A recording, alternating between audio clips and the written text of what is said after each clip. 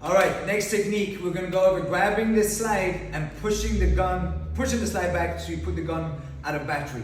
Where I'm saying that that's not possible from the position that we're in, and we're gonna go over it with Dale right now. And just for the sake of it, I know you've had some people saying it's because of the gloves, it's because of this and that. That's not what I'm saying, but you're not wearing gloves right now, so let's go over this technique. This is a real gun, so when we clear, he's gonna clear it, fire it. We don't have any Brandon Lee situation. Yep. Okay, my turn. There's no magazine in there. This is a real gun. So for the people that are doubting that a real slide can be moved back or something, that's why we did this today. So I'm glad he brought a real gun today. All right, and so we'll start with the pinned against the wall, which has 130 million views. This is the one that has 130 million views, 135 million I think now. It's to the chest, pinning the person to the wall. And the reason why people do this is because this is where they rob you or kill you or molest you in some way. Because otherwise, if you're here, they can turn off line. Yes. Or they can simply, if it's here, they simply run away. So the reason why the violent criminals pin you is so you can't turn off line, you can't move, right? All right, so you're the violent criminal and you're giving me whatever orders you want or searching me, whatever you want to do, and then I'm going to try to defend myself against this. So yeah. So You're the violent criminal. all right, give me your money. Yeah. So this part in itself, you're taking the gun out of battery. No, it's not out of battery. I'm just pinning the hammer. So pull the trigger.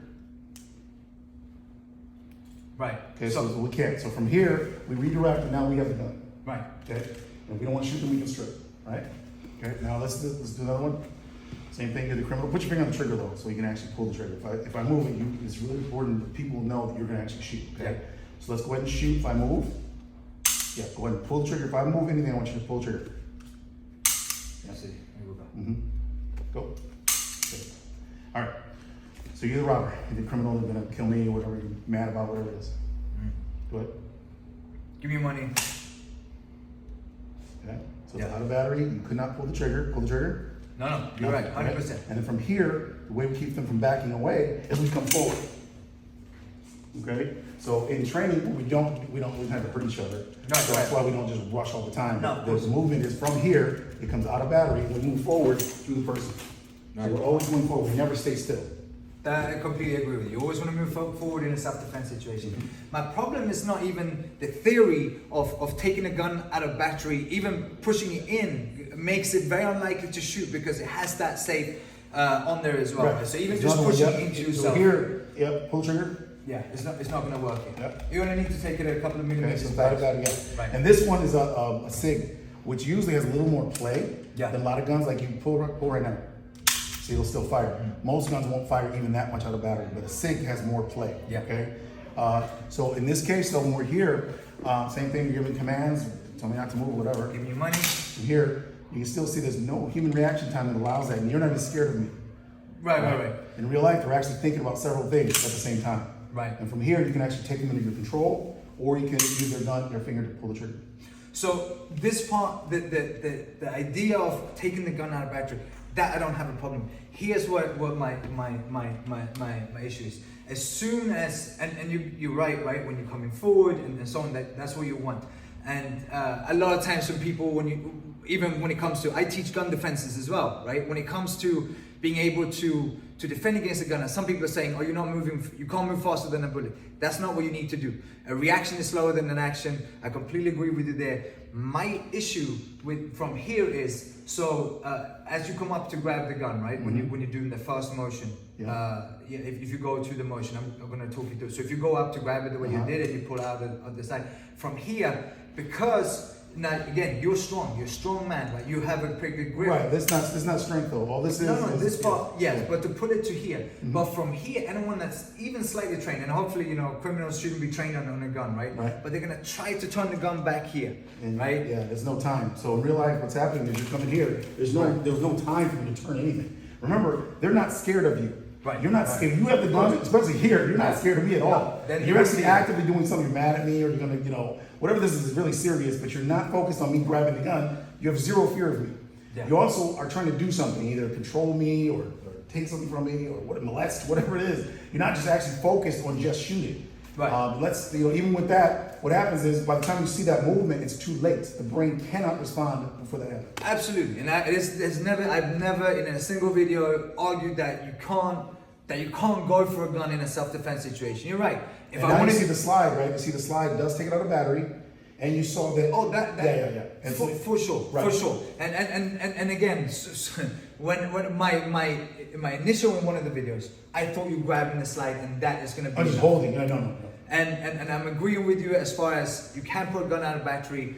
That if the perpetrator who's coming up with the gun is gonna say if they wanted to shoot you, they would have shot you. Right. And if they do shoot you, you have to what? Still stay in the fight. You gotta. But that I gotta tell you that it's not gonna be easy. No, nothing's easy. Right. Right? But you can't just sit there and go, oh, you shot me, don't do it again. Just get shot again. Hopefully you're able to continue fighting, right? Yeah, I mean, well, and that's where people need to understand that's why I got kicked off of TikTok. Because I put videos up and people kept fighting. They got shot in the chest, face, head, everywhere. They're still alive. And some of them were compliant. So they gave away the money and still got shot in the face. And happens. Right. And so that's where TikTok got mad at me and put me off because I kept showing these videos. They told me not to, and I did it 3 times in 24 hours, and they removed this. But that's why, because I wanted people to know, something we learned from real life. So 6 of us have been shot. None of us died. We stabilized our wounded and transported level 1 trauma hospitals by using our system of first aid. You've been shot? No, my team members. Been shot? Yes, and that's because you're dealing with force-on-force conflict, violent people. There's no way. It's like boxers get punched. People that kick in sports are going to get kicked. Right. If you are dealing with a knife, you're going to get cut. If you're dealing with people with guns, you should expect to get shot. You're just not going to not get shot. What you want to do is increase your likelihood of survivability by knowing what to do if someone does get shot. And that's what we're teaching, and TikTok did not appreciate that. They did not want to show any people with bullet holes, bullet wounds, even though they were alive. And lots of people, that's where people got to get, do the research. There's lots of people that are disarming criminals every day. And unfortunately, there's regular people disarming police officers. And so what we teach is based on what we saw in real life or what police officers explained to us or what victims told us or showed us, right?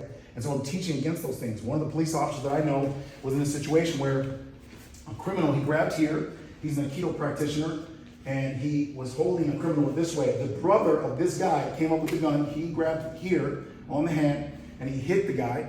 And he was gun dependent. So he's thinking he needs to get his gun, right? So he punched the guy. The guy falls back, and as he gets his gun, the criminal pulls the trigger right now, goes right over his body armor, and shoots him to death right here. And this guy could bench press 650 pounds. The criminal could bench press nothing. He was a crackhead, slim guy. There's nothing. He had no way he could have beat this cop. And this is a cop that I knew personally.